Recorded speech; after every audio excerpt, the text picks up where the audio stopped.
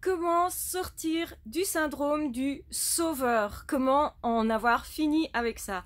Alors c'est pas grave de vouloir vraiment aider les autres, d'être très altruiste, c'est plutôt une qualité.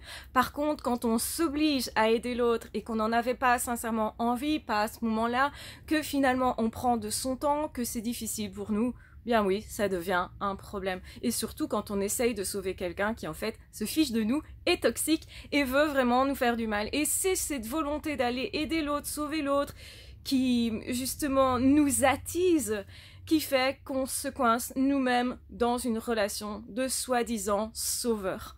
En fait, on ne peut jamais sauver l'autre. C'est important de comprendre que l'autre peut agir pour lui-même et on peut effectivement lui donner des idées, lui partager un cheminement qui pourra l'aider sincèrement, mais que à partir du moment où cette personne veut vraiment s'aider. Si on remarque que cette personne ne fait rien pour avancer, reste bloquée et rumine, aime surtout se lamenter, se faire passer pour victime, nous culpabilise beaucoup. Et surtout, sur nous, on a des conséquences négatives. On est de moins en moins heureux. Si vous observez ça, eh bien, sortez de ce rôle. Ce n'est qu'un rôle qui n'est pas forcément le rôle que vous devez jouer à ce moment-là. Plus vous aurez d'autres possibilités, donc d'autres possibilités de comportement, et plus vous pourrez choisir d'agir autrement.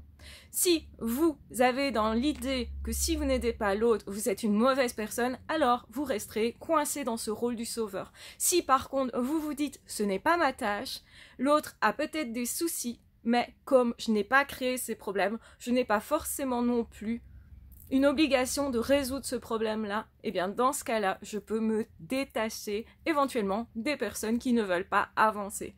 Donc effectivement, c'est très différent de vouloir aider l'autre et d'y arriver, de s'imposer ça, parce que finalement, on devient soi-même son propre tortionnaire. Donc sortir du rôle du sauveur, c'est comprendre qu'on peut jouer d'autres rôles, que ce rôle on l'a choisi, qu'on n'est pas obligé de le rechoisir là aujourd'hui, qu'on peut sortir de ça, qu'on a beaucoup plus de liberté et que aimer, c'est surtout être libre. Quand on veut vraiment aider l'autre et qu'on n'y arrive pas, on peut aussi choisir d'arrêter tout simplement parce que on n'a aucune obligation et que effectivement on peut aimer bien des personnes qui sont déjà en train de s'aimer un minimum. Une personne qui ne s'aime pas du tout, une personne qui fait tout pour nous faire échouer, une personne qui ne nous aime pas nous, eh bien avec ce type de personne, on ne peut rien faire.